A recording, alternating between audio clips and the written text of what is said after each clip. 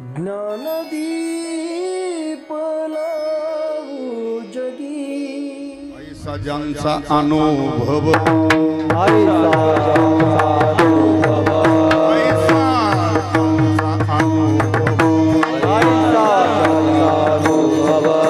विश्वदेव सत्यत्वे विश्वदेव सत्यत्वे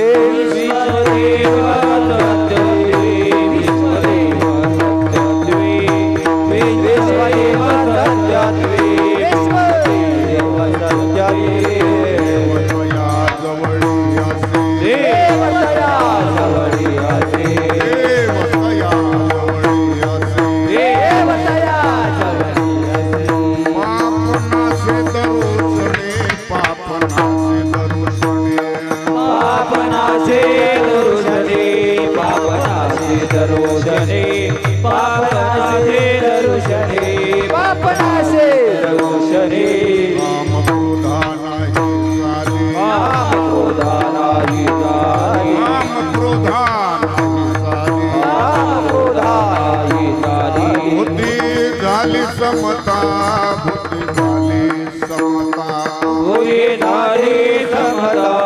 बुद्धि झाली समता बुद्धि झाली समता बुद्धि झाली समता हमने भेदा भेद हमने भेदा हमने भेदा भेद हमने भेदा भेद गिलावाद खंडोनी गिलावाद खंडोनी गिलावाद खंडोनी गिलावाद खंडोनी गिलावाद खंडोनी गिलावाद खंडोनी देवतया जवळी असे देवतया जवळी असे देवतया जवळी असे देवतया जवळी असे पापनासे दरुषणे पापनासे दरुषणे पापनासे दरुषणे पापनासे दरुषणे पापनासे दरुषणे पापनासे दरुषणे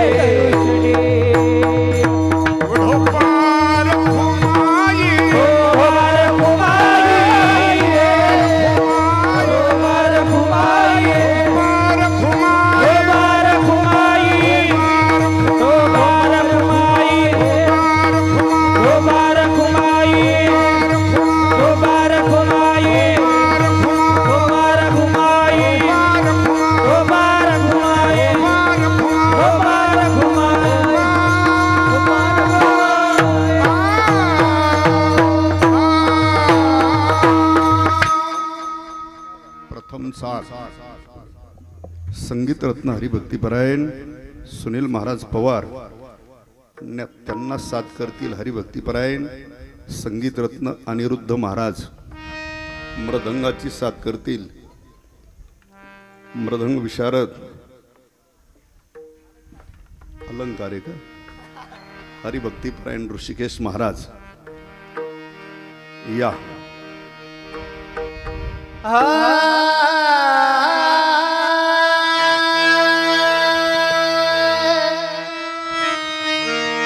I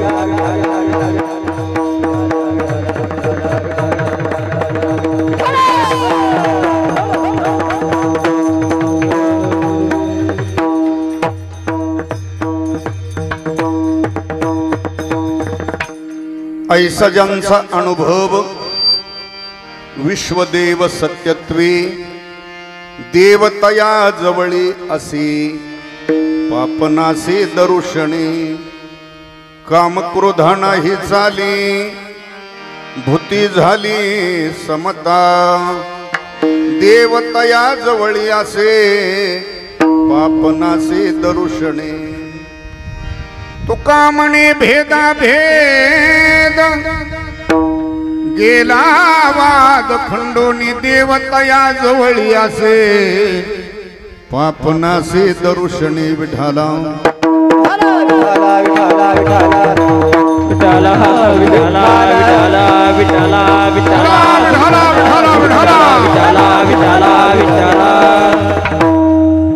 ऐसा ज्यांचा अनुभव विश्वदेव सत्यत्वे देवतया जवळी असे पापनासे दरुषणे प्रस्तुत प्राप्त प्रसंगी प्राप्त स्थळी शिवे करता उच्चारलेला अभंग महान भगवत भक्त संत सम्राट वैराग्य मूर्ती विश्वसंत तुकोबरा यांचा हा 4 चरणाचा अभंग शिवे करता उच्चारलेला आहे।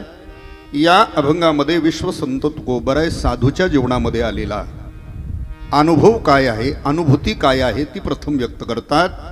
आणि अभंगाचा महत्त्वाचा मुद्दा असा आहे की भगवान परमात्मा कुठे असतो, कोणाजवळ असतो, ते भगवंताचं ठिकाण अर्थात भगवंताचा पत्ता सांगणारा हा अभंग आहे। विठाला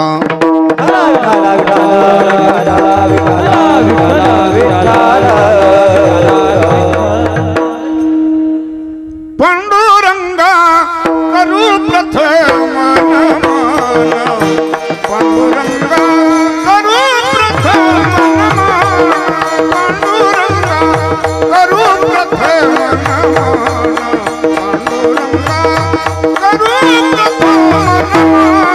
पांडुरंगा करू पांडुरंगा करू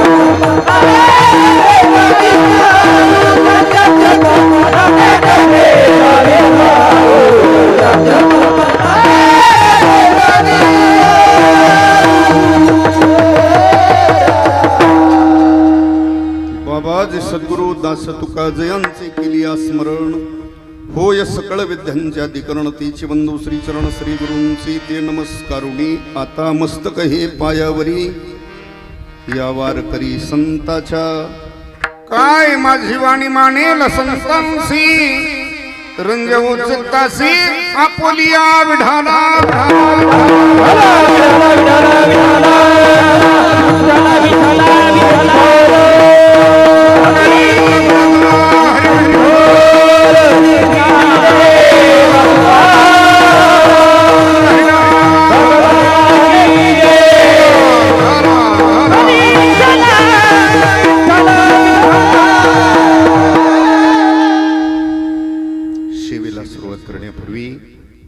थोडासा परिहार तुमच्या प्रति महिन्याला गेली अनेक वर्षापासून बाळूमामाच्या वास्तव्याने पुनीत पावन झालेली ही भूमी आपणा सर्वांची तिथे असलेली नितांत श्रद्धा आणि त्या श्रद्धेमुळेच एवढं मोठं भव्य दिव्य मंदिर आपणा सर्वांच्या श्रद्धेत इथे उभा राहिलं, प्राणप्रतिष्ठा झाली। त्याच्यानंतर हळूहळू आता वॉल कंपाऊंड झालं, या रूम झाल्या, शेड झालं, आता भगवान दत्तात्रयांचं मंदिर सुद्धा पूर्ण झालेलं आहे। अर्थात हे सर्वांच्या सहकार्यातूनच झालं, श्रद्धेने झालेलं आहे. प्राणप्रतिष्ठा ती झालेली नाही. आणि मला वाटतं श्रावण महिन्यापर्यंत मुहूर्त सुद्धा नाही. बरोबर आहे, श्रावण महिन्यापर्यंत मुहूर्तही नाही. ही सर्वांच्या श्रद्धेतून चालू असलेला हा कार्यक्रम आहे. आपल्या प्रत्येक अमुषेला हा कीर्तन सोहळा, त्या निमित्ताने अन्नदान आहे. किती महिने झाले आपले? 40 महिने झाले. म्हणजे वर्ष किती झाले बघा. 3.5 वर्षापासून जवळजवळ प्रत्येक आमुषेला आपण सर्व भाविक इथं येत आहे. श्रद्धा आहे आपली इथं. आणि त्या श्रद्धेचा फल प्रत्येकाला जीवनामध्ये काहीतरी अनुभव आलेला आहे, काही फल प्राप्त झालेलं आहे. म्हणून प्रत्येकजण इथं आर्थिक सहाय्य करतोय. आणि अजूनही काही राहिलेल्या कामाकरता त्याची अजून गरज आहे त्या मंदिराकरता. बाकीच्या काही अजून इथं सुखसुविधा, शांतरा, त्याच्यासाठी तुमच्या सर्वांच्या सहकार्याची पुन्हा तिथं आणखी आवश्यकता आहे. प्रत्येक महिन्याला त्या निमित्ताने इथं कीर्तन सेवा म्हणजे ज्ञानदान होतंय. आणि त्याच निमित्ताने महत्त्वाचं म्हणजे अन्नदान होतंय. सर्व दानामध्ये श्रेष्ठ दान आहे कोणतं? अन्नदान. बाकीचं जे जे काही दान आहे त्याला देश काल पात्र सांगितलंय. दान द्यायचंय, पण कुठं द्यावं? जिथं काही धर्माचं कार्य आहे, संप्रदायाचं कार्य आहे, मंदिराचा जीर्णोद्धार आहे, नाम सप्ताह, दिंडी, असं म्हणजे धर्माचं कार्य असेल तर तिथं सत्पात्री दान म्हणतात. देश काल पात्र पाहून दिल्या जातं, त्याला सात्विक दान म्हणतात. गोदान आहे, तिथं पात्र पाहून दिलं पाहिजे. गाई दान करायची, पण कोणाला द्यावी? जो मरेपर्यंत तिचा सांभाळ करीन त्याला दिली पाहिजे. भूमी दान द्यायची एखाद्याला, पण कोणाला द्यावी? भूमी तिथं दान द्यावी की जिथं मंदिराचा जीर्णोद्धार होतोय, नवीन मंदिर होतोय, तिथं द्यावी. एखादी शाळा उभा राहते तिथं भूमी दान द्यावी. एखादा आश्रम निर्माण होतोय, एखादं गुरुकुल निर्माण होतंय, बरोबर आहे, अशा ठिकाणी ती भूमी दान द्यावी. नाही तर आपण भूमी दान दिली त्याला. आता ते तर कीर्तनात नाही बोलत. आणि वेगळं त्यांनी तिथं काहीतरी टाकलं तर त्याचा दोष आपल्याला लागतो. गाई दान दिली पण त्यांनी जर बाजार दाखवला काष्टीचा, त्याचा पापाला पण परिणाम आपल्याला भोगावा लागतो. म्हणजे सगळं दान देत असताना देशकाल पात्र सांगितलंय. भूमी दान द्यायची, देशकाल पात्र पाहिलं पाहिजे. गोदान आहे, देशकाल पात्र. द्रव्य दान द्यायचंय, देशकाल पात्र पाहावं. रक्त, आता दानाचे अनेक प्रकार आहेत ना. रक्तही दानच आहे, नेत्र दानच आहे. आता उद्या 13ला आहे, ते सुद्धा दानच आहे. बरं, 13ला द्यायचंय, ते सुद्धा दानच आहे. दान म्हटल्यावर त्याचा मोबदला घ्यायचा नसतो. बरं, आता हे म्हणणं उचित नाही, पण धर्मशास्त्राच्या दृष्टीने मतदान करायचंय ना, त्याचा पैसा घेऊ नये. पहिली गोष्ट, पैसा घेऊन ते करायचं नाही. आणि दान द्यायचंय ना, ते काय द्यायचंय?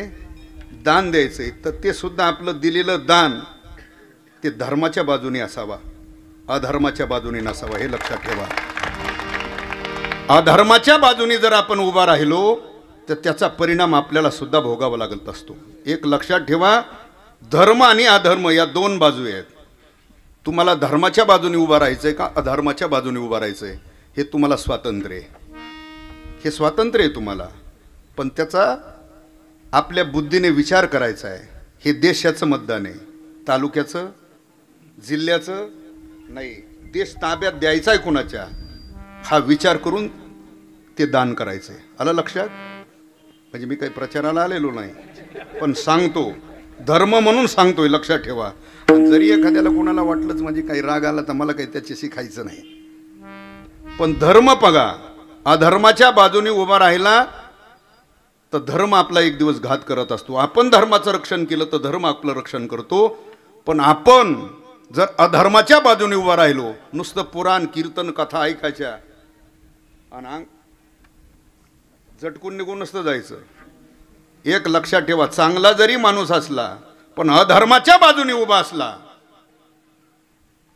तरी धर्म सांगतोय मारा त्याला. धर्मग्रंथ आपला आपला धर्मग्रंथ कोणता आहे? आपला धर्मग्रंथ कोणता आहे मला आपला धर्मग्रंथ आहे कोणता? श्रीमद भगवद्गीता आहे. आणि त्याच्यात तो प्रसंग सांगितला आहे कोणता?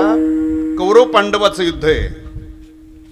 कौरवाच्या बाजूने पितामह भीष्माचार्यासारखे, द्रोणाचार्यासारखे, कृपाचार्यासारखे हे सामान्य माणसं नव्हती. हे सामान्य माणसं नाहीत. पितामह भीष्माचार्य, द्रोणाचार्य, कृपाचार्य, पण बाजूला उभा आहेत. कोणाच्या? कौरवाच्या बाजूने उभा आहेत. आणि भगवान कृष्ण उभा आहे कोण्या बाजूने? पांडवाच्या, म्हणजे धर्माच्या बाजूने उभा आहे. युद्धभूमीवर गेल्यानंतर भगवान म्हणतात कर युद्धाला सुरुवात. अर्जुना, अर्जुन म्हणतोय भगवान समोर सगळे द्रोणाचार्य आहेत, कृपाचार्य आहेत, पितामह भीष्माचार्य आहेत, ज्यांनी आमच्या कुलाची वृद्धी केलेली आहे. भगवान म्हटले असू दे, पितामह भीष्माचार्य आहेत पण अधर्माच्या बाजूला उभा आहेत. मार, पाप लागत नाही. शेवटी मारावं लागलंय. कुणाला? स्व भीष्माचार्य म्हणजे हवं पण नाही. रामायणाचार्य, भागवताचार्य नाही. अजन्म ब्रह्मचारी व्रताचं पालन केलंय पण बाजूला उभा राहिले. कुणाच्या? मारलं त्यांना. ज्यांनी धनुर्विद्या शिकवली अर्जुनाला. कोणी? द्रोणाचार्य आहेत. अर्जुन म्हणतो भगवान त्यांना मारू कसा? मला ज्यांनी शिकवलंय. हा पार्थ द्रोणाचा केला, जेने धनुर्वेद मदती घाला. भगवान ज्यांनी मला धनुर्विद्या शिकवली आता त्यांच्यावर बाण धरू. भगवान म्हटले मार, अधर्माच्या बाजूला उभा आहे. नाही विचार केला, मारलंय. कोणाला? द्रोणाचार्यालाही मारलं, कृपाचार्यांनाही मारलंय. का? उभा आहेत कोण्या बाजूला? हा, मग अधर्माच्या बाजूला उभा राहिले की नाश होणार शंका नाही. मी याच्याकरता सांगतोय, दानाचा प्रकार सांगतोय, ते सुद्धा दानच आहे. कोणतं? हा, ते सुद्धा धर्म बघून करा. अधर्माच्या बाजूला उभा राहू नका. एक दिवस त्याचं प्रायश्चित्त भोगावं लागेल. म्हणताना माणसं म्हणतात काय या बुड्याने काय व्हायचंय? अरे गडी गेली की पिढी जात असती, हे धोरण नाही का? उठाला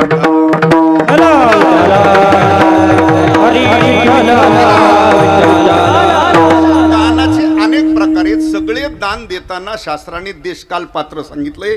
एकच दान आहे तेवढं. तिथं देश नाही, काल नाही आणि पात्र नाही. कोणतं? सर्वमुखी द्यावे, सर्वमुखी द्यावे, सर्वमुखी द्यावे, सर्वमुखी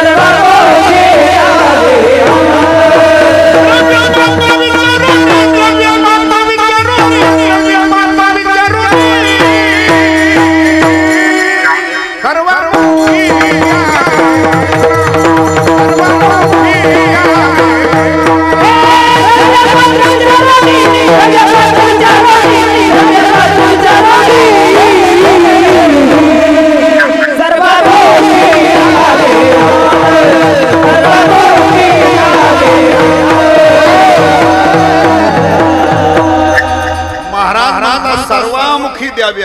अन्न देताना देश नाही, काल नाही, पात्र नाही. खाणारा कोणी असो त्यांनी खाल्ल्यानंतर त्याचा आत्मा तुम्हाला दोवाच देतो. एवढंच दान आहे की तिथं देश काल पात्र पाहिलं नाही, अन्नदान. पण बाकीची सगळी दान देताना देश काल पात्र पाहून द्यावं, इतकंच मी सांगतोय आपल्याला. मग त्या निमित्ताने इथं अन्नदान घडतंय. आणि आजची जी पंगत आहे ते आपल्या जिल्ह्याचे खासदार डॉक्टर सुजयदादा विखे त्यांचीच आज पंगत आहे. विशेष करून ऐका, तसं त्या कुटुंबाचं आता तुम्हाला कितपर्यंत माहिती आहे मला सांगता येणार नाही, पण अनेक ठिकाणी ऋषिकेशला माहिती आहे. उद्धव महाराज म्हणले की एक मोठे महाराष्ट्रातले कीर्तनकार आहेत. त्यांच्या सगळं आश्रमाचं सगळं नियोजन कुणी केलंय? विखे पाटलांनीच केलेलं आहे. मोठ्या प्रमाणात आश्रम, जागा, तिथं विद्यार्थ्यांची सगळी सोय शिक्षणाची वगैरे सगळं विखे पाटलांनीच तिथं केलेलं आहे. उद्धव महाराज म्हणली आता सध्या त्या संस्थांवर आहेत. आणि अनेक ठिकाणी तसं संप्रदायामध्ये त्यांचा तसा सिंहाचा वाटा अनेक ठिकाणी धर्मकार्यामध्ये. पाठीमागं त्यांनी तो स्वतंत्र सप्ताह सुद्धा केला. कोणता? बेटावरचा, गंगागिरीचा.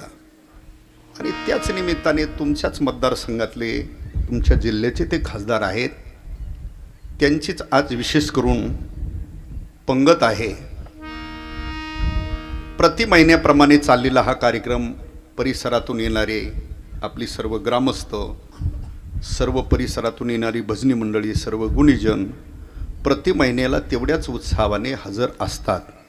काही कार्यक्रम चालले पण वर्ष दीड वर्ष चालले, पण तुमचा मला वाटतं मी 6 महिन्यापूर्वी काहीतरी एक सेवा केली तिथं, पण त्याच्यापेक्षा आणखी वेगळाच उत्साह आहे आणि तो वाढत जावा, नाही का? हळूहळू ढाळी ढाळी की तुलीनी एक वेळे मार्गाची बळे निश्चित ठाके. अर्थात प्रत्येकजण तिथं सहाय्य करतोय म्हणजे तेवढी श्रद्धा असल्याशिवाय मामावर करत नाही ना. आपण अन्नदान देतोय, 1 लाख रुपये पंक्तीला खर्च येतोय, प्रत्येक माणूस ती घेतोय म्हणजे कुठंतरी श्रद्धा आहे म्हणून चाललंय, नाही का? त्या निमित्तानेच आजची ही सेवा अध्यक्षांनी ती माझ्यापर्यंत दिली, म्हणून इथपर्यंत सेवेचा एक योगायोग. चला, सेवेकरता जो उच्चारलेला अभंग तो जगद्गुरु तुकोबारा यांचा आहे. ऐका अभंगाची प्रस्तावना. सगळे व्यवस्थित बसा. हा, लक्ष देऊन ऐका, तर कीर्तन कळत असतं, उगं बसायचं नाही. हा, विठाला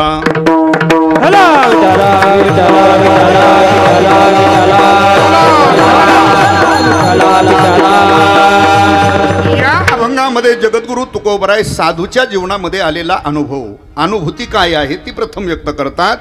आणि अभंगाचा महत्वाचा मुद्दा असा आहे की भगवान परमात्मा कुठे असतो, कोणाजवळ असतो, ते भगवंताचं ठिकाण अर्थात भगवंताचा पत्ता या अभंगामध्ये सांगितलेला आहे. देवतया जवळी, देवतया जवळी असे कोणाजवळ. मग कोणाचा नाम निर्देश केला नाही, पण अभंगाची लक्षणं सांगितली ती साधूची लक्षणं आहेत. तुका म्हणे भेदाभेद गेला वाद खंडोनी, देवतया जवळी असे भूती झाली समता, देवतया जवळी असे काम क्रोधा नाही चाली, देवतया जवळी पाप नासे दर्शने, देवतया जवळी आणि विश्वदेव सत्यत्वे ऐसा ज्यांचा अनुभव, देवतया जवळी असे. विठाला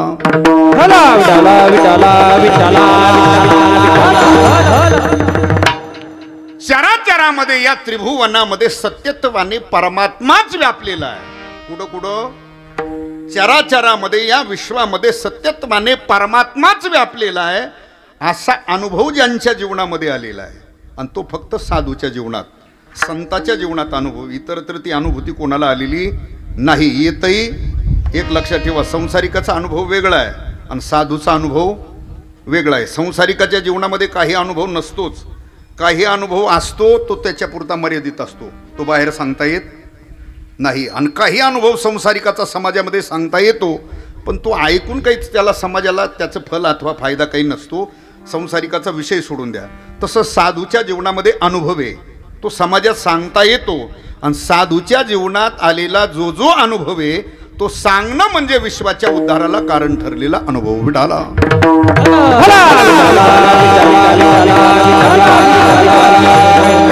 तो अनुभव आहे त्यांच्या जीवनामध्ये आलेला. आणि या त्रिभुवनामध्ये एक लक्षात ठेवा, अनेक प्रकारचा, जगाचा विचार केला तर अनेक प्रकारचा जनसमुदाय. तुकोबाराय म्हणतात प्रकाराचे 3 तुका म्हणे केले जन. किती प्रकारचा जनसमुदाय? 3 प्रकारचे. काही सत्वगुणी माणसं आहेत जगात, काही रजोगुणी माणसं आहेत आणि काही तमोगुणी माणसं आहेत. हे 3 प्रकार आहेत समाजामध्ये. काही सत्वगुणी माणसं आहेत, काही रजोगुणी, काही तमोगुणी. त्यापैकी विश्वदेव सत्यत्वे हा अनुभव कोणाचा आहे? ऐका, सत्वगुणी जरी मनुष्य असेल पण त्याला हा अनुभव आलेला असेल असं नाही. त्याच्यापेक्षा पुढे जाऊन सांगतो, वर्ग पडतात समाजामध्ये 4. किती वर्ग पडतात? 4.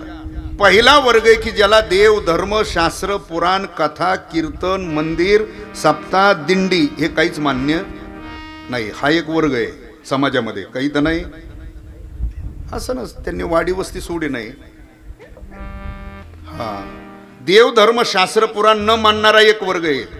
दुसरा वर्ग असा आहे तो देव, धर्म, शास्त्र, पुराण मानतो पण त्याच्याबद्दल ज्ञान नाही, अनुमान प्रमाणाने मानणार आहे. तिसरा आहे तो परोक्षत्वाने जाणणार आहे. चौथा आहे त्याला मात्र दृढ अप्रोक्ष ज्ञानाद्वारा स्वतःच्या जीवनामध्ये तशी आलेली अनुभूती आहे. विढाला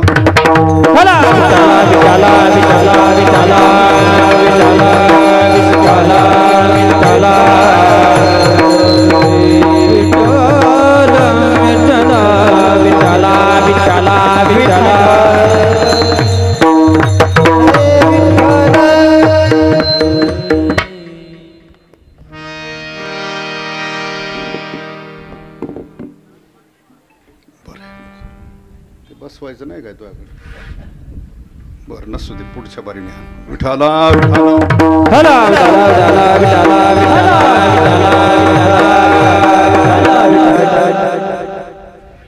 काय चालला होता विषय आपला? हे 4 वर्ग आहेत बघा तुम्ही. पहिला वर्ग आहे ज्याला देव धर्म शास्त्र पुराण काही मान्य नाही. का मान्य नाही त्याला? का मान्य नाही त्याला? त्याचं कारण सांगतो. नास्तिकवाद्याच्या मताचा आहे. कोणाच्या मताचा आहे? ऐका आता. आपल्या हिंदू धर्माला, कोणत्या धर्माला? हिंदू धर्माला, वारकरी संप्रदायाला प्रमाणभूत असलेले 6 शास्त्रकार आहेत. किती शास्त्रकार आहेत? 6. आपल्या हिंदू धर्माला, वारकरी संप्रदायाला प्रमाणभूत असलेले शास्त्रकार आहेत. किती? 6. तसं त्या 6 शास्त्रकाराच्या विरोधात मत मांडणारे 6 नास्तिक दर्शनकार आहेत. आपल्या प्रत्येक शास्त्रकारांनी आपल्याकरता कर्म, उपासना, विधी, योग, ज्ञान, भक्ती हे वेगवेगळे मार्ग तुमच्या माझ्या उद्धाराकरता सांगितलेले आहेत. तसं त्यांच्या विरोधात मत मांडणारे 6 नास्तिक दर्शनकार आहेत. त्यांचं मत असे, हे तुम्ही करताय ना परमार्थातलं साधन, विठाला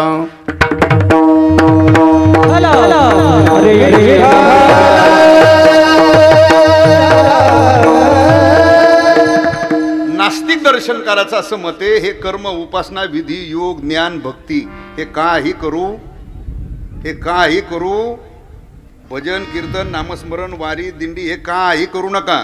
तुम्हाला मनुष्य देह प्राप्त झालाय ना, खाऊन पिऊन मजा मारून निघून जा, तरी तुमचा उद्धार होईल, असं नास्तिकवाद्याचं मत आहे. मी म्हणत नाही, गाथाही सांगतो. मरण ते मुक्ती पाखंड्याची, भोजन हीच भक्ती आणि मरण हीच मुक्ती, असं नास्तिकवाद्याचं मत आहे. किंवा दुसरं त्यांचं मत असे, 21 वेळा मनुष्य जन्माला आला. किती वेळा?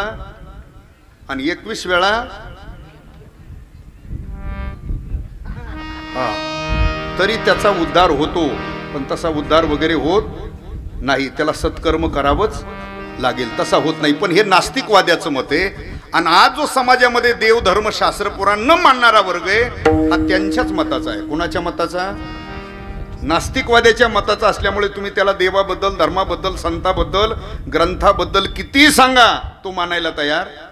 तो उलट म्हणतो, आपण पुन्हा पुन्हा जर देवाबद्दल, संताबद्दल सांगण्याचा प्रयत्न केला, त्याला समजून तर पुन्हा पुन्हा सांगण्याचा प्रयत्न केला, तर तो म्हणतो, महाराज जर तुमचा देव असता, आपला सुद्धा म्हणत नाही तो, जर तुमचा देव असता तर एखाद्या दिवशी भेटला, दिसला. ज्या अर्थी देव आतापर्यंत भेटला नाही, देव दिसला नाही, त्या अर्थी जगात देवच नाही. का म्हणतो तो असं? हे सुद्धा मत त्यांचंच आहे. कोणाचं?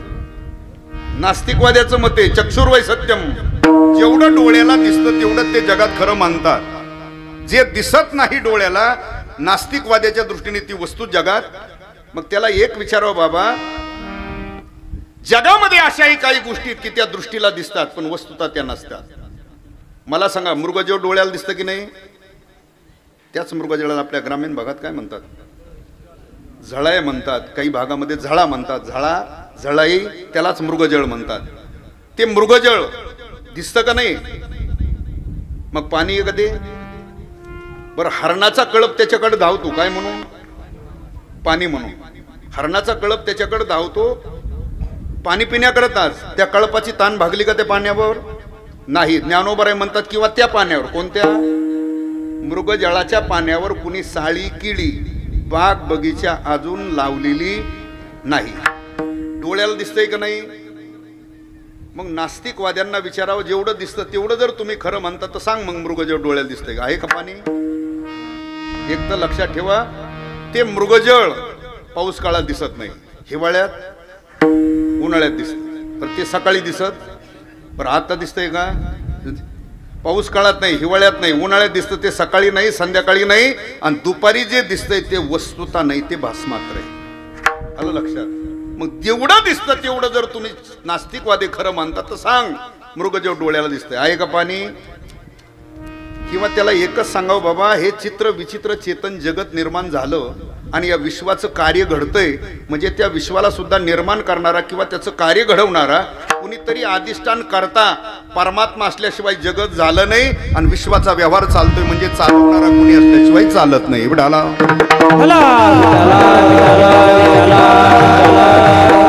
एक लक्षात ठेवा, शास्त्राचा अबाधित सिद्धांत असा आहे. कोणता? कार्य घडतंय म्हणजे करता, कार्य घडतंय म्हणजे कुणीतरी करता आहे, आणि करता असल्याशिवाय कार्य घडत नाही. शास्त्राचा हा अबाधित सिद्धांत आहे. आता एवढं घडलं, हे इथं पाहतोय, हे सगळं घडलं, ऑटोमॅटिक घडलं की नाही? का करून घेणार आहेत कुणी पुढं? हा, का मनानेच कारागीर आले, सिमेंट मनाने येऊन पडलं, स्टील मनाने येऊन पडलं, इंजिनियरने येऊन प्लॅन काढून दिला, असं घडलं का? बरं, प्रत्येक आता इथं आमुष्याला कार्यक्रम होतो, महाराज मनानेच येतात न सांगता, गुणीजन आता सिस्टीमवाला बिचारा येऊन 5 वाजताच लावतो. असं हा तर व्यवहार आहे ना साधा. कुठलंही कार्य घडतंय म्हणजे त्याला करता असल्याशिवाय कार्य घडत नाही. हा सिद्धांत आहे ना अबाधित. तसं या विश्वाचा व्यवहार चाललाय म्हणजे चालवणारा कुणीतरी सूत्रधार आहे. हे जग निर्माण झालं म्हणजे निर्माण करणारा सुद्धा कुणीतरी आहे. मला वाटतं याच मंडळीला पटवण्याकरता ज्ञानोबरायांनी तुमच्या व्यवहारातले दृष्टांत दिले.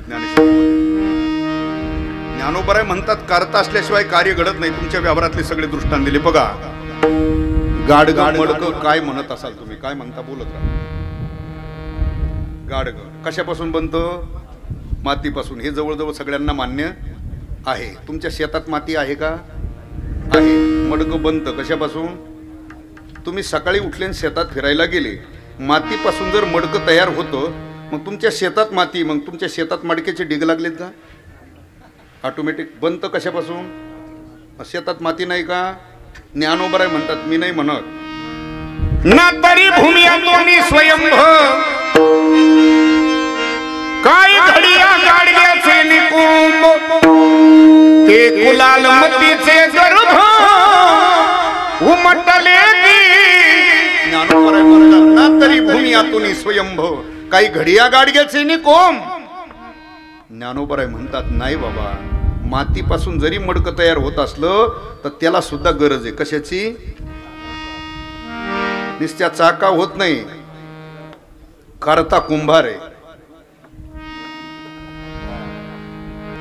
ते ज्ञानोबराय सांगतात, ते कुलाल मतीचे गर्भ उमटले की.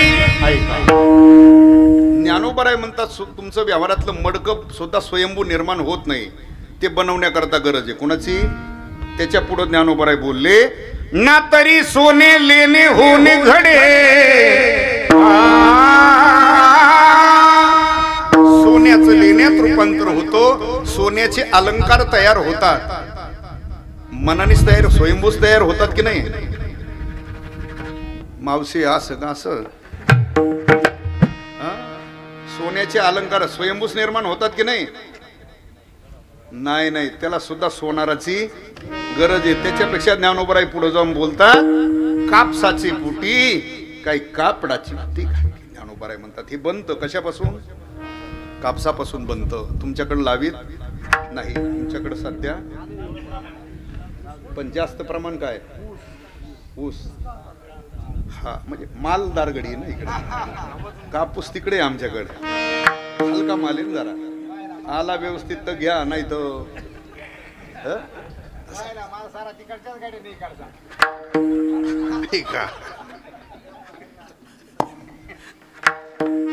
तसंच असतं.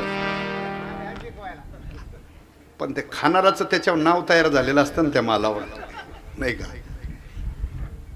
कल्पना करा, पण तुमच्याकडे लावलेला आहे 2 एकर लावलेला आहे. किती एकर? आणि सगळे कपडे तयार होतात ते त्याच्यापासूनच तयार होतात, कापसापासून.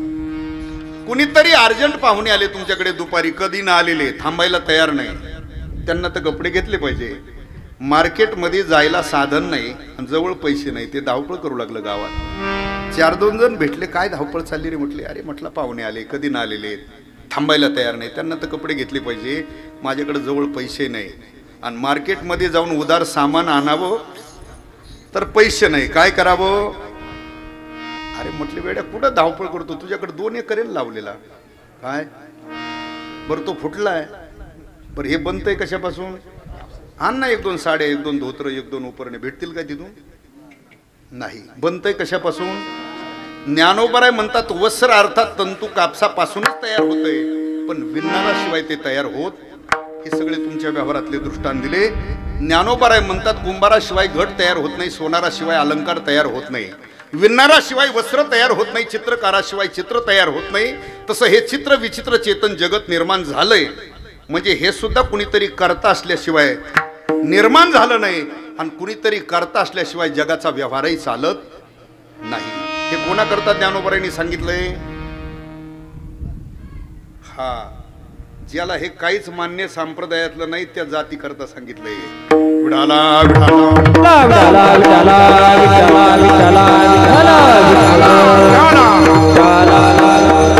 दुसरा वर्ग आहे, सांगतो आपल्याला.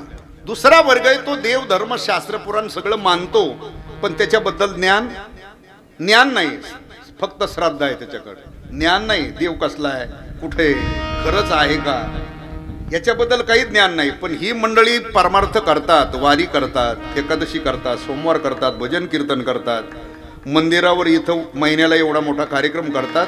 ही मंडळी परमार्थातलं कुठलं ना कुठलं तरी कर्म करतात, म्हणजे देव त्याला माहित नाही देव कसला आहे कुठे, पण ही मंडळी परमार्थ करतात म्हणजे देव आहे. पहिला मानतच नाही, त्यापेक्षा हा म्हणजे आपल्यात म्हणतात ना दगडापेक्षा, हा पहिला काहीच मानत नाही, हा त्यापेक्षा अनुमान प्रमाणाने मानतोय. ही मंडळी परमार्थ करतात म्हणजे देव आहे. तिसरा त्याच्यापेक्षा पुढं, ज्याने शास्त्राचा, पुराणाचा, वेदाचा, संत वाङ्मयाचा अभ्यास केला, अभ्यास करून 9 ते 11 किती अभ्यास करून 9 ते 11 7 ते 9 लोकाला देवाबद्दल धर्माबद्दल उभा राहून सांगतो, परमात्माचा आहे, परमात्मा तसा आहे, माझ्यातही ब्रह्म आहे, जगातही ब्रह्म आहे, असं सांगतो. देवाबद्दल धर्माबद्दल उभा राहून अनुभूती नाही. सांगणारा कोणी असू द्या, पदव्या मिळवलेला असू, पदव्या लावून घेतलेला असू, नाही तर त्याचा बाप असू. हो महाराज एवढे विद्वान आहेत, कसं काय तुम्ही बोलता, किती विद्वान असू देत, तो सांगतोय ना देवाबद्दल धर्माबद्दल, अनुभूती नाही त्याला. अनेक ग्रंथाचं अध्ययन अध्यापन करून, थोरा मोठ्याकडे राहून, काही श्रवण करून तो देवाबद्दल धर्माबद्दल सांगतोय. तो शब्द ज्ञानाने सांगतोय. कशाने सांगतोय, शब्द ज्ञानाने सांगतोय, अनुभूती नाही. आता राहिला तो चौथा वर्ग आहे, ऐका आता. त्यांनी शास्त्राचा, पुराणाचा, वेदाचा, संत वाङ्मयाचा अभ्यासही केला, जीवनामध्ये स्वतःच्या परमार्थाची साधनाही केली, म्हणजे भक्ती जीवनामध्ये केली. आणि भक्ती करत असताना साधना करत स्वतःच अगोदर देवत्व ही स्थिती प्राप्त करून घेतली. कोणती स्थिती, देवत्व ही स्थिती प्राप्त करून घेतली. आपण ज्यांच्या दरबारामध्ये येतोय सेवा करायला, ते बाळू मामा, एक वारकरी जीवन होतं त्यांचं. काय जीवन आहे त्यांचं, हा त्या गावातले तर पूर्वीचे मूळचे वारकरी बाळू मामा, महिना वारी चालू असायची, कुठली, पंढरीची. आणि ते पांडुरंगाचेच उपासक आहेत, महिना वारकरी आहेत. म्हणून मला एक सांगा वाटतं, कधी कधी मी बोललो होतो माग त्या पालखी तळावर, की बाळू मामाची आपण सेवा करतोय म्हणजे आपल्या सुद्धा गळ्यात असावा. हा, नाही तर नुसतं मी बाळू मामाचा म्हणण्याचाही काही अधिकार कोणाला, त्यांना स्वतंत्र वेगळं करण्याचाही काही अधिकार, जो माळकरी असेल तो त्यांचा, कुणाचा, हा जो नसल ती पक्क तू कोणाचा आहे तिकडचा. हा लक्षात ठेवा, आपण त्यांची सेवा करतो, आपल्याला ते मान्य आहेत ना, मग त्यांची परंपरा पुढे चालवली पाहिजे. आपण सामान्य आपल्या घराण्याच्या परंपरा सुद्धा शास्त्र नसलं तरी त्या चालवतोच. म्हणजे नको त्या काही घाणेरड्या परंपरा सुद्धा आहेत ना काही घराण्यात चाललेल्या. हा काही माणसं इकडे सप्त्यातही असतात, दिंडीलाही असतात, आणि त्यांच्याकडे ती उन्हाळ्यात खळ्याव ते आता खळेच राहिले नाही पण ते खळ्याव करायचे भाऊ पहिले. आपण भाऊ तुम्ही इकडे राहतात काय मस्त पण ते आमच्या आजापांच्यापासून तुझा आजापंजा म्हणजे शास्त्र होतं होय रे. नरकात जायच्या घाणेरड्या परंपरा घालून दिलेल्या टकुऱ्या घेऊन आला आतापर्यंत 2024 पर्यंत. ही साधू संतांनी घालून दिलेल्या परंपरा तुला मान्य नाही. मग आपण पाईक म्हणून घेतोय ना कोणाचे. मग ते कोणाची वारी करीत होते पांडुरंगाची. ते सेवा करायची कोणाची. मग आपल्याला ती मान्य पाहिजे ना. लक्षात ठेवा त्यांनी अगोदर जीवनामध्ये साधना केली. वारी ही साधना आहे. आणि जे जे काही कार्य केलं बाळू मामाच्या हाताने जे जे काही घडलं त्यांच्या आयुष्यात जीवनामध्ये तो विश्वास ठेवला होता त्यांनी. कोणावर. जे काय करायचे ते चट पांडुरंग करील चट माझा विठ्ठल करील एवढी तिथं होती. मग करता करिता त्यांचा तो होता ना. न सांगता कळो तुम्हा येते अंतर. आणि भक्ताचं सगळं काम त्याची करण्याची जबाबदारी ना. होय भक्ती केला तैसा पुरवी धरावी ती इच्छा. भक्ताची जी इच्छा आहे ती देवाला पुरवावीच हा नेम आहे बुवा. शिष्याची इच्छा गुरुला पुरवावीच.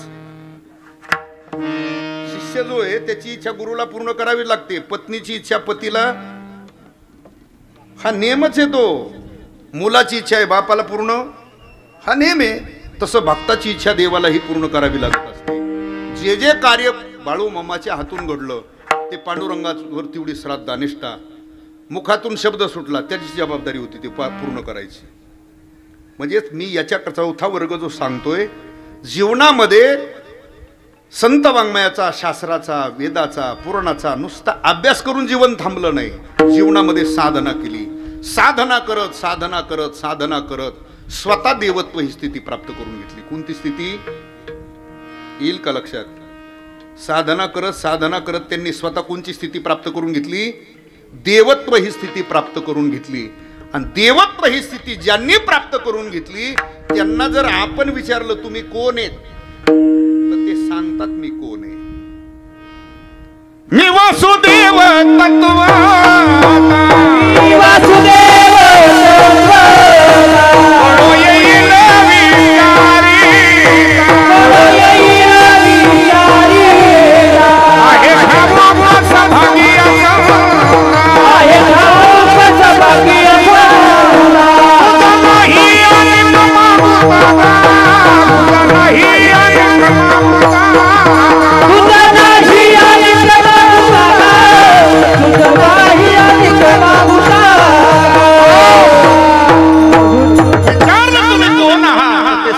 मी कोण आहे. मी वासुदेव तत्वता. मीच वासुदेव स्वरूप आहे. मी कोणते स्वरूप आहे. मीच वासुदेव स्वरूप आहे का. मीच वासुदेव स्वरूप आहे. या बोधाला या अवस्थेला ज्यांचं जीवन प्राप्त झालं मग त्यांनी जगात कुठेही पाहिलं कोणाकडेही पाहिलं आणि कोणातही पाहिलं तर त्यांना परमात्म्याशिवाय वेगळं काही दिसतच. पण कधी मी वासुदेव तत्वता या बोधाला प्राप्त झाल्याच्या नंतर मग जगात कुठे पाहिलं कोणाकडे पाहिलं कोणातही पाहिलं तर त्यांना परमात्म्याशिवाय वेगळं काही दिसत नाही. जे जे भेटे भूत ते ते मानिजे भगवंत किंवा सर्वाभूती पाहे एक वासुदेव. पशु प्राणी कृमी कीटक झाड दगड येते लक्षात. पशु प्राणी कृमी कीटक झाड दगड या प्रत्येकात पाहताना त्यांना परमात्माच दिसतो. वेगळं काहीच दिसत नाही. पण कधी मी वासुदेव तत्वता या बोधाला प्राप्त झाल्याच्या नंतर मग प्रत्येक साधूचा प्रत्येक संताचा अनुभव तोच आहे.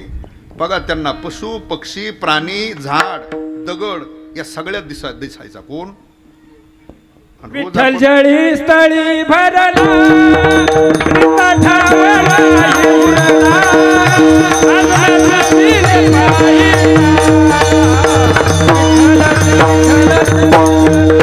विठ्ठल जळी स्थळी भरला ठावला उरला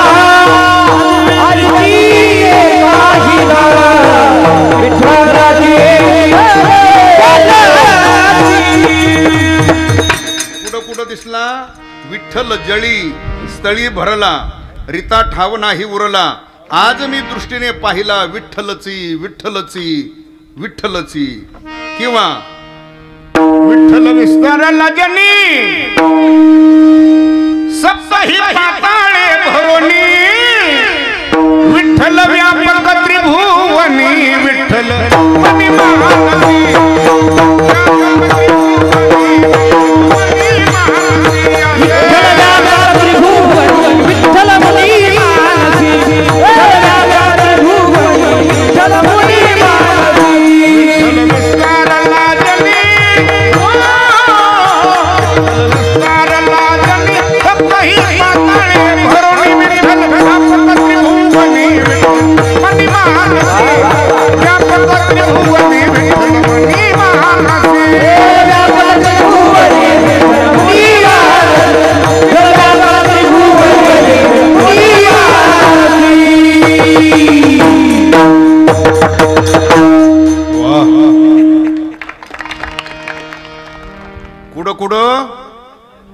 विठ्ठल विस्तारला जनी सप्तही पाताळे भरोनी विठ्ठल व्यापक त्रिभुवनी सप्तही पाताळे भरोनी व्यापक त्रिभुवनी विस्ताराला जनी मग नाही कुठं विश्वदेव सत्यत्वाने तो चराचरामध्ये विश्वे आणि कथा कीर्तनामध्ये प्रत्येक भक्ताचं साधूचं चरित्र आपण ऐकतो. आता प्रत्येकाचा अनुभव सांगतो तुम्हाला थोडक्यात. प्रल्हादाचा अनुभव तोच. कोणाकोणाचा? प्रल्हादाचा अनुभव तोच. निवृत्तीनाथाचा अनुभव किती झाले? गोपिकांचा अनुभव तोच. तुकोबरायचा अनुभव, सावता महाराजाचा अनुभव तोच. ज्ञानोबरायचा अनुभव, नाथ महाराजाचा अनुभव, नामदेव महाराजाचा अनुभव आणि बाळू मामाचा अनुभव सुद्धा तोच. एवढा सांगतो तुम्हाला आता क्रमवर सगळ्यांचा एक एक. ते काय थांबत नाही. विठाला प्रत्येकाचा अनुभव, प्रल्हादाचा अनुभव बघा. आणि मी तेवढाच अनुभव सांगतोय की त्यांनी जिकडे पाहिलं तिकडं, ज्यांच्यात पाहिलं त्यांच्यात आणि जिथे पाहिलं तिथं त्यांना परमात्म्याशिवाय वेगळं काहीच दिसलेलं नाही. एवढाच अनुभव. विश्वदेव सत्यत्वे. प्रल्हादाचा अनुभव असा आहे. प्रल्हाद तसा महान भगवत भक्त, निष्ठावंत नामधारक, पण अवतार घेतानाच घेतला राक्षसी कुळात. कुठं घेतला? राक्षसी कुळात. कोणाचं कुळ होतं ते? हिरण्यकश्यपूचं कुळ. हिरण्यकश्यपू म्हणजे कोण? स्वतःच्या राज्यामध्ये मदांध झालेला हिरण्यकश्यपू. त्यांनी आपल्या राज्यामध्ये ग्वाही फिरवली. काय? नाम घेऊन दे देवाचे हे प्रीत हिरण्यकश्यपूचे. आपल्या राज्यात कोणी भजन भक्ती करायची नाही. जर कोणी भजन भक्ती केली तर त्याला फाशीची शिक्षा. असा जर राजा असला, कुणी भजन करायचं नाही, भक्ती करायची, एकादश पाळायची, राजाच एकादश पाळीत नसला तर कार्यकर्त्यांनी कशी? म्हणून हाही विचार करावा. आपण हाय कोण्या मापात चाललोय कुठं आपण? ज्याला एकादश मान्य, ज्याला पांडुरंग मान्य, पांडुरंग मान्य. आता तर कोणी म्हणतंय रामकृष्ण हरी. हा आता काय? आता म्हणण्याला अर्थ नाही ना. आता म्हणण्याला आयुष्यभर सगळं पापच केलं, आता पुढं भागन का त्यांनी? पूर आलाय उलट हात निघाला काय? तो मासा आहे नाही ना. विठाला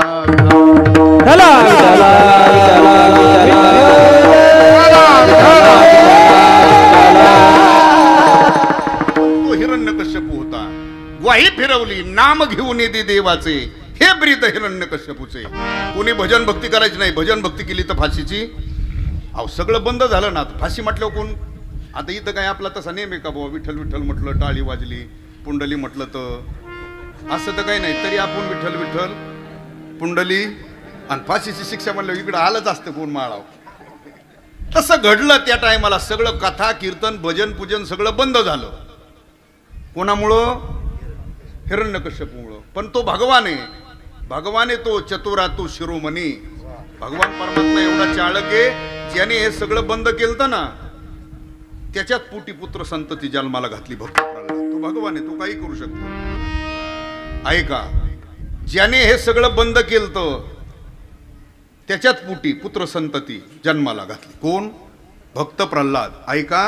आणि त्या प्रल्हादाचा गर्भ कयादू मातेच्या उदरात असताना नारदाचेकडून त्याला उपदेश केला. कुठं असताना उपदेश केलाय? आता आपण पोरांना आपल्या उपदेश करतो, पण कधी 10वीचे 4-5 विषय गेल्याच्या मग आपल्याला वाटतं हे पुरंच वायाला चाललेलं दिसतंय, आता ध्यान ठेवावं त्याच्यावर. पण त्यांनी उपदेश केला कुठं असताना? सत्वर उच्चार प्रल्हादी बिंबला हरिपाठ सांगतोय तो. आणि त्याचा परिणाम असा झाला, गर्भात असताना त्याला उपदेश केल्यामुळं त्याचा परिणाम असा झाला, त्या प्रल्हादाने कीर्तन ऐकलं नारदाचं. कुठून?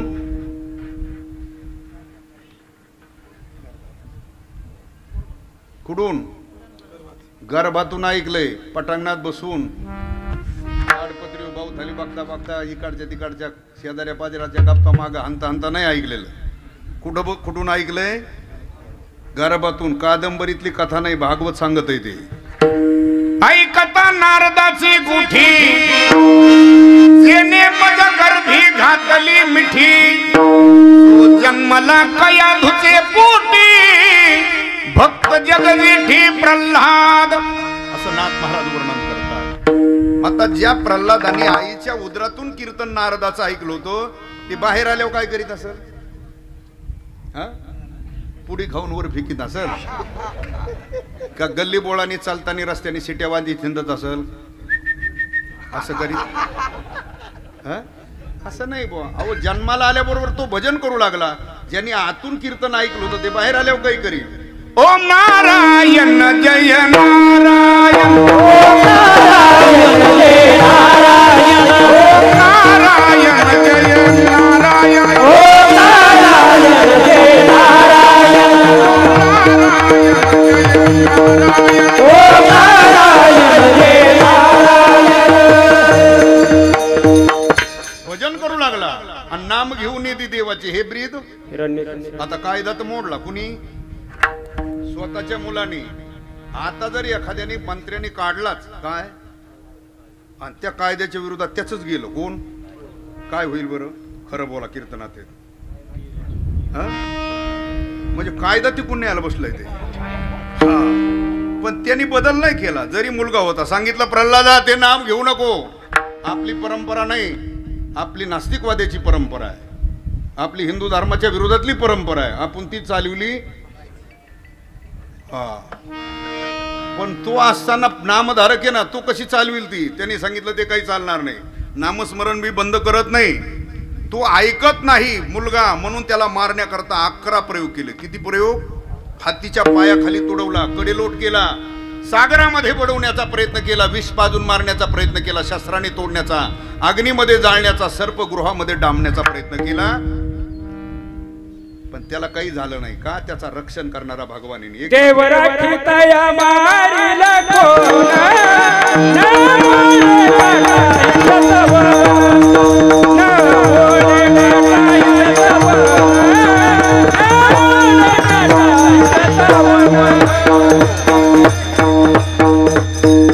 रक्षण करणारा भगवान आहे. देव राखे तया मारील कोण, न मोडे काटा हिंडता वन, न जळे न बुडे नोहे काही, विष देही अमृत पाही. काही झालं नाही. एवढे प्रयोग केले, प्रल्हादाला काही झालं नाही.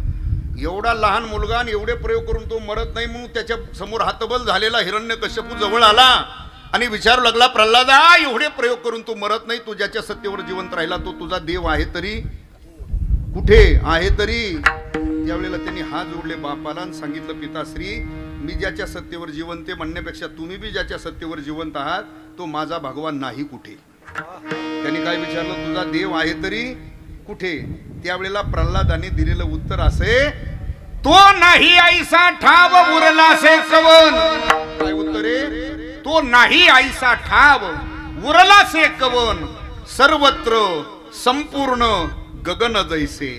अथवा ये रुमने काष्टी पाशानी सकाळी आहे, वनमाळी दे दे दे आहे, वनमाळी दे दे दे.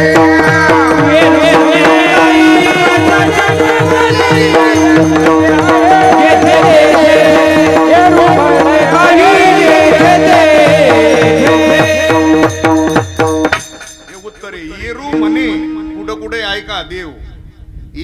म्हणे काष्टी पाशानी सकळी वनमाळी जेथे तेथे. हे प्रल्हादाचं उत्तर आहे. तो काष्टा ते पाषाणा ते वनमाळी जिथे पाहिला तिथे तोच आहे, त्याच्याशिवाय वेगळं काही रिकाम नाही. हेच तुकोबरायचं म्हणणं आहे. विश्वदेव सत्यत्वे कोणाचा अनुभव आहे हा?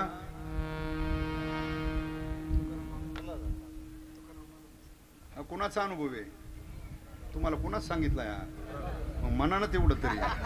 प्रल्हादाचा अनुभव आहे. चला निवृत्तीनाथांचा अनुभव. बाहे जो आणि भितरी बिंबी बिंबला एक सूत्री. निवृत्तीनाथ महाराज म्हणतात बाहेरही चराचरात तोचे आणि आज सुद्धा तोचे. निवृत्तीनाथाचा अनुभव. विश्वदेव गोपिकांचा अनुभव. आत हरी बाहेर हरी किंवा त्याच्यापेक्षा अनुभव पुढे. कहा पगडारू देखे अंधेरा देखे तो सब वहिने घेरा. गोपिका म्हणतात की चराचरामध्ये तोच भरलेला आहे की पाय ठेवायला सुद्धा त्याच्याशिवाय जागा नाही. कहा पगडारू कुठे पाय ठेवू? कहा पगडारू देखे अंधेरा देखे तो सब वहिने घेरा. गोपिकांचा अनुभव आहे की पाय ठेवायला सुद्धा त्याच्याशिवाय जागा नाही. तो चराचरामध्ये तोच आहे. याचा अर्थ विश्वदेव सत्यत्वे. चला पुढे. सावता महाराजाचा अनुभव. कांदा मुळा भाजी कांदा मुळा भाजी कांदा मुळा भाजी कांदा मुळा भाजी अवघी विठाई अवघी विठाई अवघी विठाई अवघी विठाई. हे कांदा मुळा भाजी कांदा मुळा भाजी कांदा मुळा भाजी कांदा मुळा भाजी अवघी विठाई अवघी विठाई अवघी विठाई.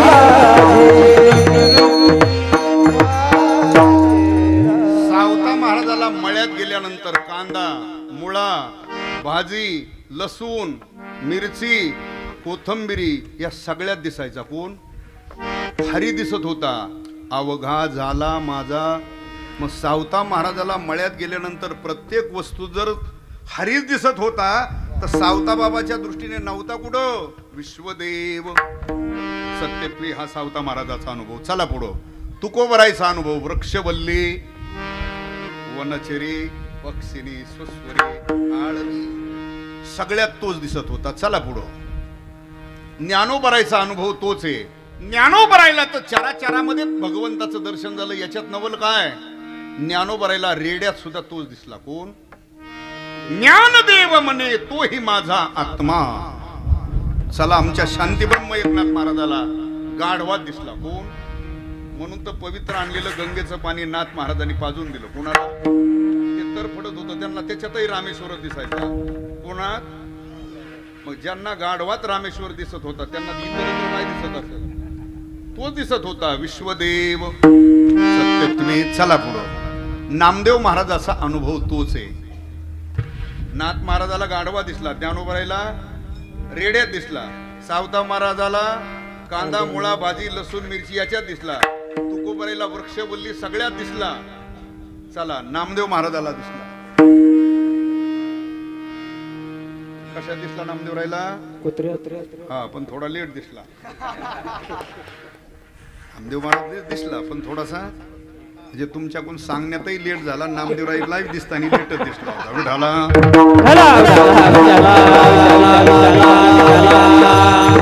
का म्हटलं? त्याचं कारण असे. तसं नामदेवरायच्या जीवनामध्ये भक्ती होती. किती भक्ती होती की नामदेवरायच्या भक्तीची ख्याती कीर्ती जगभर पसरलेली होती. काय ख्याती होती नामदेवरायच्या कीर्तनाची भक्तीची? की ज्यांच्या कीर्तनामध्ये अखिल कोट ब्रह्मांड नायक भगवान पंढरीश परमात्मा जांभळ्या द्यायचा.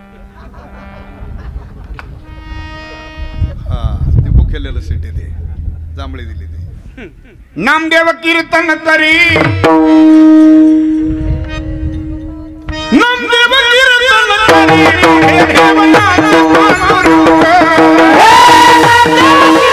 हरी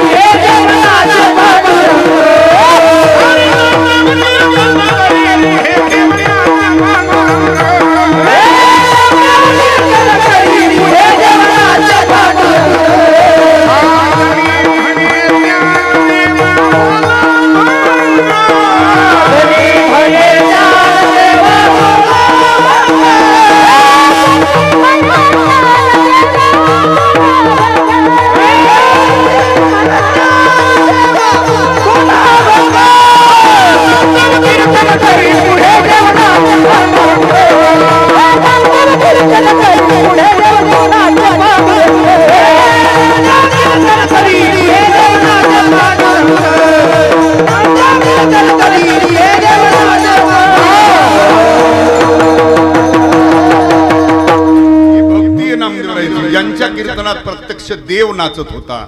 आणि ही नामदेवरायच्या भक्तीची ख्याती कीर्ती जगभर पसरली. तीच कीर्ती ख्याती आळंदी क्षेत्रामध्ये निवृत्तीनाथ ज्ञानेश्वर महाराज सोपान काका मुक्ताबाई यांनी कीर्ती ऐकली, व्यक्ती पाहिलेली. कोण पंढरीमध्ये पांडुरंगाचे लढीवाळ भक्त आहेत की ज्यांच्या कीर्तनात देव नाचतो असं फक्त ऐकलं, व्यक्ती पाहिलेली. पण निवृत्तीनाथ ज्ञानेश्वर महाराज सोपान काका मुक्ताबाई ज्या वेळेला पहिल्यांदा आले कुठं पंढरपूरला, तर चंद्रभागेच्या वाळवंटामध्ये एकादशीचं कीर्तन चालू होतं आणि त्या कीर्तनात समोर नाचत होता कोण? हनुमान प्रमाण लावलं. ज्या अर्थी देव या कीर्तनात नाचतोय त्या अर्थी हेच ते कीर्तनकर असले. बसून कीर्तन ऐकलं. कीर्तन आटोपल्यानंतर निवृत्तीनाथांनी पहिलं जाऊन घेतलं अगोदर कुणाचं दर्शन? नामदेवरायचं. नंतर ज्ञानोबरायांनी दर्शन घेतलं. नंतर सोपान काकांनी दर्शन घेतलं. पण मुक्ताबाई जरा मागं होती. मुक्ताबाईने विचार केला जे निवृत्तीनाथ कधी वृत्तीवर नसतात ते ज्ञानोबरायसारखे योगी नैष्ठिक ब्रह्मचारी ज्यांच्या चरणावर नतमस्तक झाले सोपान काका सारखे, पण नामदेवराय काही कोणाच्या पायाला वाकले नाही. म्हणजे नामदेव महाराजाला सुद्धा काय म्हणतात गर्व, अभिमान, गग्गू, अहंकार. मुक्ताबाईंनी दर्शन घेतलं, लांबूनच जयारी केला आपला. आणि वारी संपून निघताना निवृत्तीनाथाला सांगितलं त्या नामदेव महाराजाला आपल्या श्रीगोंदा भागात आपलं आळंदीला घ्या बोलून म्हटले.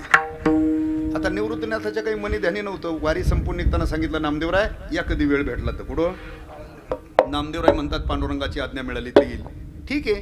ही मंडळी वारी संपून गेले. बराच काही काल गेला आणि सहज नामदेवरायने विचारलं एक दिवशी, भगवान ती आळंदीकर आपल्याकडे कोण मंडळी आलेली होती त्यांनी मला बोलवलंय, जाऊ? भगवान म्हटले लवकरात लवकर.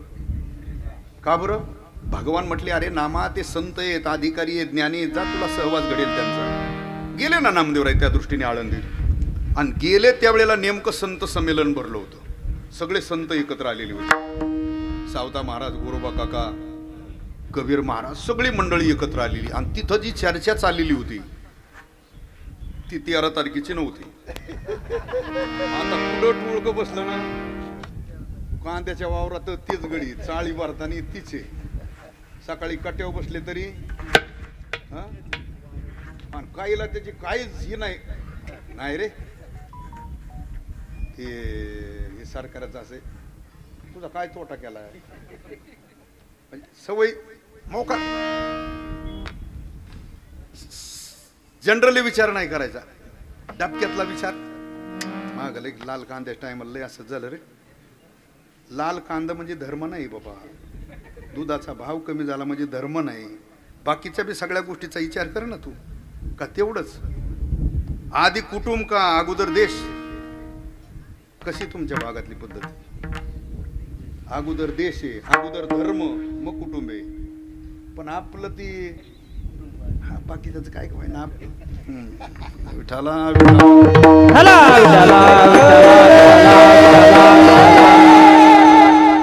चाललं होतं आपलं तिकडं. चला आळंदीला चाललो होतं ना, हे बी ध्यानात राहू दे आपलं कुठं चाललं. तिथं आता त्या संत संमेलनात नामदेव महाराजाकडे भक्ती होती पण ज्ञानाचा अभाव होता. भक्ती होती पण ज्ञानाचा अभाव. आता तिथं गेल्यानंतर सगळ्यात वयोवृद्ध होते, तपवृद्ध, ज्ञानवृद्ध, गोरोबा काका होते सगळ्यात त्या संमेलनात. संत मालिकेत वयोवृद्ध कोण? तपाने श्रेष्ठ, वयाने श्रेष्ठ, ज्ञानाने श्रेष्ठ. त्यावेळेला मुक्ताबाईने विचारलं गोरोबा काकाला, काका तुम्ही जे मडके घडवता ते पक्क का कच्च, कसं ठरवता हो काका? काका म्हटले आमच्याकडे असतं काय, ठोका टाकला की आवाजावरच कळतं हे पक्क आहे काय कच्च आहे, असं आहे का?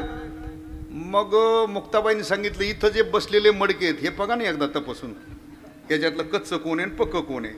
आता निवृत्तीनाथापासूनच सुरुवात झाली ना, आता हे सगळे पक्केच ना हो, पूर्णत्वाला प्राप्त झालेली आहे संत. पण नामदेवरायवर पाळी आली, जसं थापाटनं बसलं तसं नामदेवराय संमेलनातून उठले. आणि त्यावेळेला गोरोबा काका म्हणतात मुक्ता नाम अजून कसं आहे कच्चाच आहे. आता काका मवळ भाषेत बोलले ना, पण मुक्ताबाईल ते टेन्शन होतं कोणतं. मुक्ताबाई म्हणते एवढ्या दिवस जगला, एवढी झाला देवाची जवळे, पण नामे अजून कच्चाच राहिला होता. एवढ्या मोठ्या समाजात बोलले होते, नामदेव राहिलाय थोडस खटकलं. तरी गोरोबा काका म्हणतात बाई मुक्ता नको रागू त्याच्यावर, जरी कच्चा असला तर त्याला आपण भाजून घेऊ. आता भाजून घेऊ म्हटल्यानंतर नामदेवराईच्या लक्षात नाही आलं की भाजून घ्यायचं म्हणजे नेमकं काय. त्यापेक्षा यांच्यातनं थांबलेलंच, जे तिथून निघाले ते डायरेक्ट पंढरपुरापर्यंत मध्ये नाही थांबले. भगवान विचारतात नामा आला? हो आलो. वाचून आलो म्हटले. का? तुम्ही तर म्हटले ते संत आहेत, अधिकारी ज्ञानी. ते काय संत आहेत का बरं? अहो थापाटलं मारून कुठं परिती असती. मला कच्चा ठरवणार आहे ते कोण? मी काय कच्चा आहे? भगवान म्हटले नामा तुला खरं सांगू का? म्हणतात ना खरं बोलल्यावर. नामा तुला खरं सांगू, तिथं जी संत मालिका एकत्र जमली होती त्याच्यात तू कच्चाच आहे. इथं पंढरपुरातल्या तू वारकऱ्यात बरा आहे, त्यांना काहीच येत नाही, त्याच्यात तुला 4-5 चाली येतात. त्यांच्यात वासरात लंगडी गाय तुशी आणि बरी पंढरपुरात. पण तिथं जी मालिका एकत्र आली त्याच्यात तू कच्चाच आहे. असं मग त्याला वाटलं देवही म्हणतो कच्चा म्हणजे मी कच्चा. मग पक्का होण्याकरता काय करू म्हटले? गुरु करावं लागले. कोणाकडे करू गुरु? जा म्हटले औंढ्याला. औंढा नागनाथला तिथं विशोबा खेचर स्वामी, त्यांना गुरु करून गेले ना तिकडं. चौकशी केली, कुठे राहता स्वामी? लोकांनी सांगितलं जावं मंदिरात. आता विशोबा खेचर स्वामी असं क्रूज झालेलं शरीर, पायात त्या खडावा तशात, त्या खडावासह महादेवाच्या पिंडीवर पाय ठेवून असं उत्तानं झोपलं होतं ते. नामदेवराय मंदिरात गेल्यावर नामदेवरायांनी विचार केला मी अगोदरच कसा आहे कच्चा, आणि देवाने अशा गुरुकडे पाठवलं पायातल्या खडावासह महादेवाच्या पिंडीवर पाय ठेवून झोपले. हे काही पक्क करील आपल्याला, त्यापेक्षा आपल्याला हा गुरुच. ते तिथूनच रिटर्न निघाले बुवा. पण ते विशोबा खेचर स्वामी त्यांनी यांचा भाव जाणला आणि हाक मारली. आले का परत चालले? नामदेव महाराज म्हणतात काय नाही, तुम्हाला गुरु करायचं होतं पण हे काय लक्षण तुमचं? काय तुम्ही पायातल्या खडावासह महादेवच्या पिंडीवर पाय ठेवून झोपलाय, कसं गुरु करणार तुम्हाला? त्यावेळेला स्वामी म्हणतात बाबा मला गुरु नको करू, पण माझ्या तेवढी कृपा कर, मला आता शरीरामुळं पाय उचलणं अशक्य झालंय वृद्धाप्य कालामुळं, माझे पाय उचलून बाजूला ठेवू. गेले नामदेवराय पुढे, उचलले पाय बाजूला टेकवले, खालून वेगळी पिंड तयार झाली. पुन्हा पाय पिंडीवर, पुन्हा पाय उचलले, या बाजूला टेकवले, खालून पिंड तयार झाली. पुन्हा पाय, सर्व बाजूने पाय फिरवले, खाली टेकवण्याचा प्रयत्न केला की पिंड तयार व्हायची. त्याच्यात नामदेवरायला 2 प्रकारचा साक्षात्कार झाला की विशोबा खेचर स्वामी हे देवाच्या डोक्यावर पाय ठेवत नसून देवच यांचे पाय एक.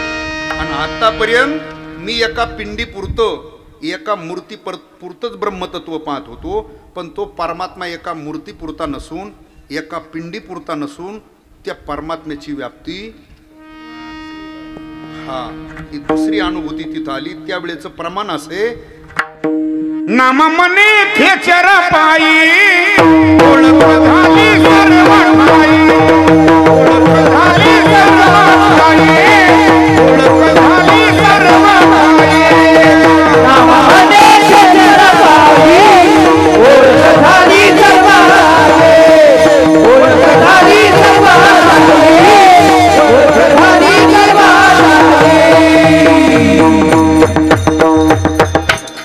नाम म्हणे खेचर पायी ओळख झाली सर्व ठाई. नामा म्हणे खेचरा पायी ओळख झाली सर्व ठाई. सर्व ठाई परमात्मा आहे ही मला खेचर स्वामी मुळे ओळख झाली. तिथून आले परत पंढरपूरला. एकादशीचं कीर्तन झालं वाळवंटात आणि सकाळी द्वादशीच्या भोजनाची व्यवस्था चालू होती. भगवंताने विचार केला हे तिकून जाऊन आलंय कुठून, हा यांच्यात काही बदल झाला का जैसे ते चौकशी केली. सकाळी सकाळी भगवान वाळवंटात आले, पण रूप बदललं. भगवंतानीच कुत्र्याचं रूप धारण केलं. जो झालेला स्वयंपाक होता त्याच्यातल्या 2-4 पोळ्या ते नामदेवरायांनी दृश्य पाहिलं. कुत्रा आलंय तिकून, झालेल्या स्वयंपाकातल्या 2-4 पोळ्या उचलून पळालंय. ते पाहिलं नामदेवरायांनी, लगेच एक काठी काढली. नाही ना, हा कुत्र्याच्या मागं काठी घेऊन पळणारे आपण गडी नाही का. आपल्या जर टोपल्यातली उचलली तर आपण काय घेऊन पळणार माग? हा ते नामदेवराय काठी नाही घेऊन पळाले. काय हाती घेऊन तुपाची वाटी धावे स्वाला पाठी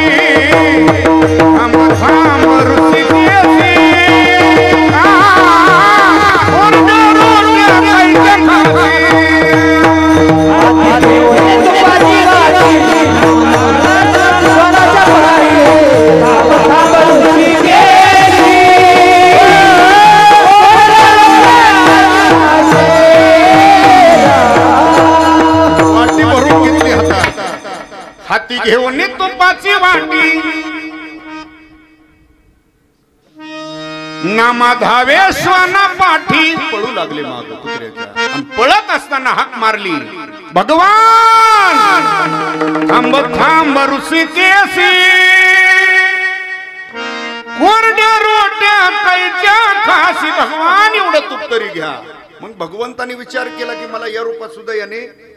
मग भगवंतानी प्रत्यक्ष रूप प्रगट केलं आणि सांगितलं नामा मला कुत्र्याच्या रूपात सुद्धा तू आता ओळखतो. याचा अर्थ तू आता कसा आहे, आता कसा आहे पक्का आहे. आता कोण्याही सप्त्याला जा आपलं संमेलनात. हा विढाला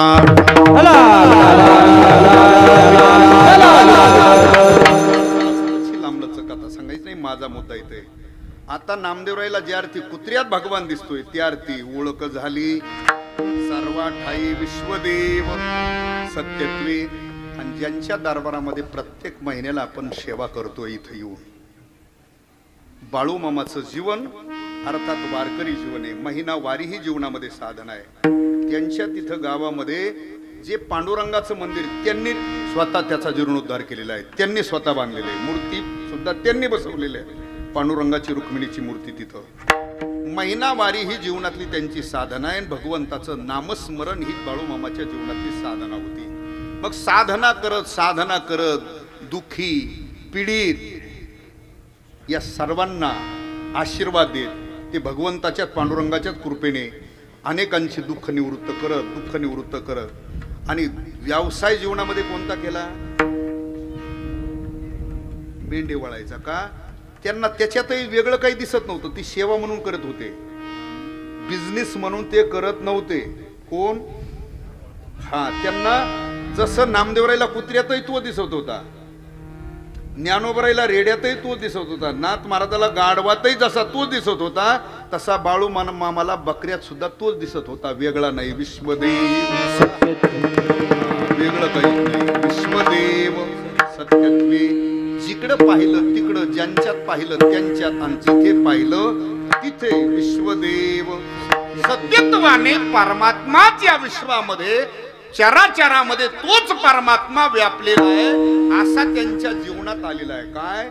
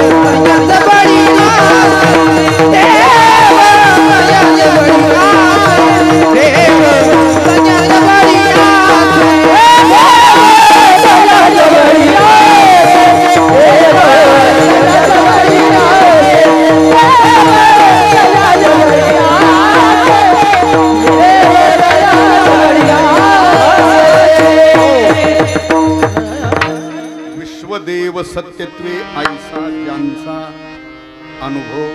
मग ऐका सत्यत्वाने परमात्मा चराचरामध्ये व्यापलेला आहे असा अनुभव, अशी अनुभूती ज्यांच्या जीवनामध्ये आलेला अनुभव आहे तुकोबराय म्हणतात बाबा त्यांच्या जवळ असतो. कोण देव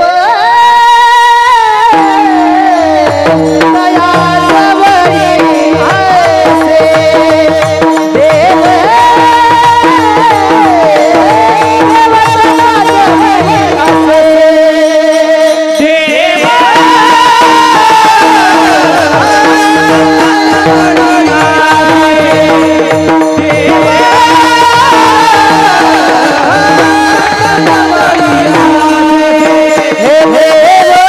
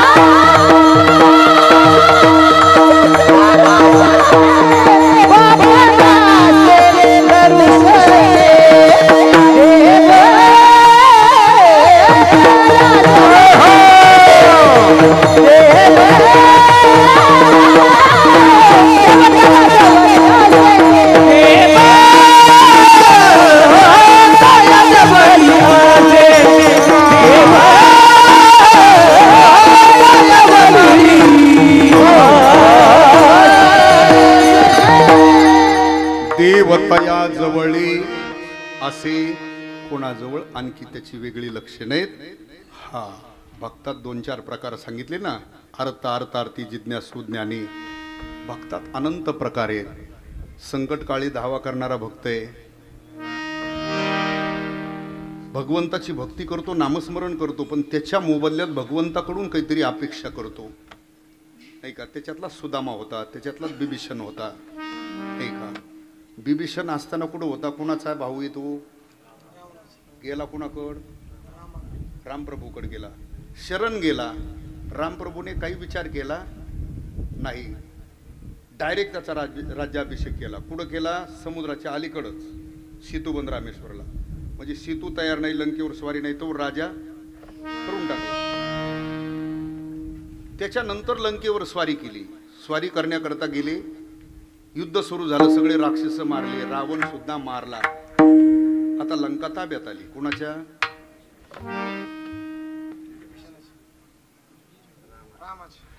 विभीषणाच्या. कशी ती हात बांधून होता साईडलाच, रामप्रभूच्या ताब्यात आली.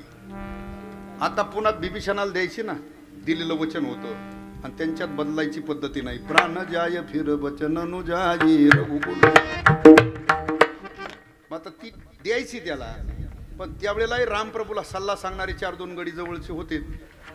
हो, युद्ध रामप्रभूला सांगितलं, तुम्ही केलंय भगवान, लंका जिंकली तुम्ही, येता कशाला त्याला, नाहीतरी तुम्ही किती जण आहेत, अयोध्येच्या गादीवर तुमच्यातला एकच बसणार आहे, 3 जण आहेत ना, मग राहू द्या ना एखादा ह्या पट्ट्यात, पाण्याचा पट्टा दिसतो. ऐका थोडस. त्यावेळेला रामप्रभूने सांगितलं, बाबा जरी युद्धात आम्ही लंका जिंकलेली असली तरी लंकेच्या गादीवर बसण्याचा आमचा अधिकार. का बरं? त्यावेळेला रामप्रभूने 11.5 लाख वर्षापूर्वी सांगितलेलं सांगतोय आता. काय सांगितलं होतं रामप्रभूने? त्या लंकेच्या गादीवर आमचा बसण्याचा अधिकार नाही. का नाही? त्यावेळेला रामप्रभूने सांगितलं, ज्याचा जन्म ज्या भूमीत झालेला आहे ना, त्यालाच त्या गादीची मालकी करायचा अधिकार असतो, किंवा त्या गादीवर बसण्याचा अधिकार असतो. ज्याचा जन्मच या भूमीत झालेला नाही, त्याला त्या गादीची मालकी करायचा अधिकार नाही. आता यळपण गाव आहे, आवाज वाढीतो नाही तर माझाच. आता हे यळपण गाव आहे, करता का मला सरपंच? का बघा ना, 5 वर्ष माझ्या वर बी ओळखी आहेत तसे. हा बाहेरचे ऐका. मग साधक ग्रामपंचायतचा सरपंच होऊन द्यायला जर बाहेरचा जमत नाही, त्याला मालकी करता येत नाही. पण या गावातला कुणी बी होऊ शकतो ना, या गावातला कुणी बी होऊ शकतो. आता एखाद्याला राजकारणाचा नादही नाही, त्याच्याकडे आर्थिक, पण आरक्षणाची जागा निघाली, तुम्हाला जावं लागते पाटलाला तिकडं. म्हणजे आता इथला कोण आहे मला सांगतायत, पण सांगतो त्याची रीत. पण यळपाण्यातलाच होतो ना, कोणी झाला तर कुठला होणार. तशी आपली दिल्लीची गादी, देशाची ही झाली तुमची गावापुरती, यळपाण्यापुरती. तशी आपली देशाची गादी कुठे आहे? दिल्लीला आहे. मग त्या गादीची मालकी कुणी केली पाहिजे? देशात ज्याचा जन्म झालाय त्याचाच. परदेशात जन्म घेऊन इथं पैदास करून त्याचा उपयोग नाही ना. हा तर नेम आहे. म्हणजे रामप्रभूने सांगितलंय, झांबरे महाराजांनी, रामप्रभूने सांगितलं, बाबा ज्याचा जन्म ज्या भूमीत झालेला आहे त्यालाच त्या गादीवर बसण्याचा अधिकार आहे, किंवा त्या गादीची मालकी करण्याचा अधिकार आहे. परदेशात जन्म घेऊन इथं ट्यूट्यू करायचा काही अधिकार, म्हणजे आपलं धर्मशास्त्र सांगतोय मी. विठाला विठाला त्या सुद्धा गादीवर बसण्याचा, ज्याचा जन्म इथं झालेला आहे त्याला गादीवर बसण्याचाही अधिकारी, त्या गादीची मालकी करण्याचाही अधिकारी. आलं लक्षात? ते उशिरा का होईना, पण 14 का होईना सगळ्यांच्या ध्यानात आलंय. ते बरं झालं की रामप्रभूने सांगितलेलं 14 ध्यानात आलेलं सांगतोय. तर ध्यानातच नव्हतं गादीवर कुणी बसावा ती आणि मालकी कुणी करावं. 14 निदान डोळे उघडले तुमचे, ते तरी बरं झालं. निदान अजून 10, 20, 25 वर्षे जर उघडलेले राहिले तर बरं होईल. विठाला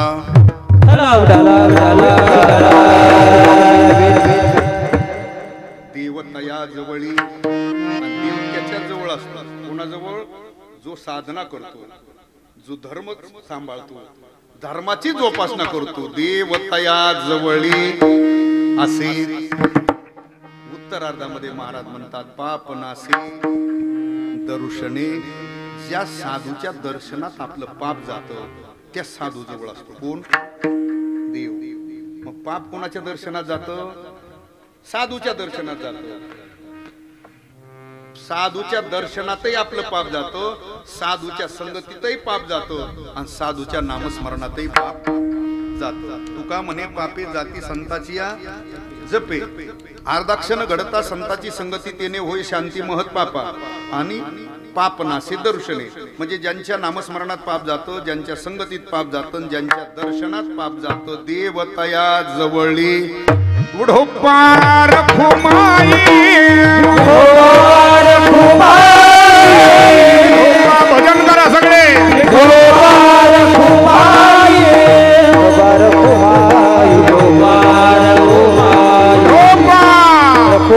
भजन करा.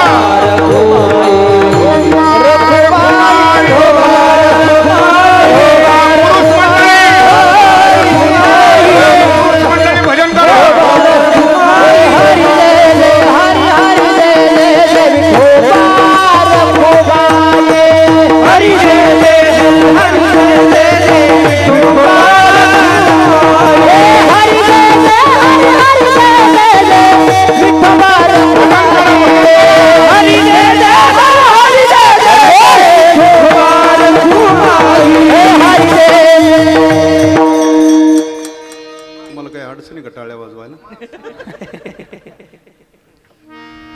पुरुष मंडळी पहिले वर हात करा सगळे. ज्याला वाटतंय आपण पुरुष असं कायला बंद केलं असतं मध्ये. उडोपार खुमाई